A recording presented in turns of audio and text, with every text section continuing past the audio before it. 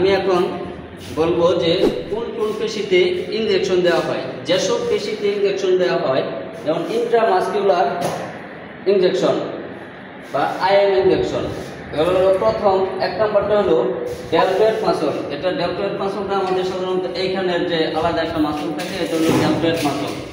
Deltoid মাসলের মিডিলে 60 degree অ্যাঙ্গেলে ইনজেকশনগুলো দেওয়া হয়। যে কোনো ইনজেকশন, যেমন কোনো পেইন কিলার ইনজেকশন কিংবা এই সোমাজেক্ট, জন্ম বিরতিকরণ ইনজেকশন, এগুলো দেওয়া হয়।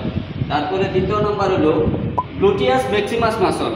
এটা হলো নিতম্ব পেশি, আমাদের পেছনের দিকের মাংসপেশি যেখানে পেশি সেখানে 90 ডিগ্রি অ্যাঙ্গেলে সেই ইনজেকশনটা দেওয়া হয়। এবং 3 নম্বরটা হলো রেকটাস ফেমোরিস মাসল। এটা সাধারণত বাচ্চাদের ইনজেকশন দেওয়ার ক্ষেত্রে, আইএম ইনজেকশন দেওয়ার ক্ষেত্রে ব্যবহার করা হয়।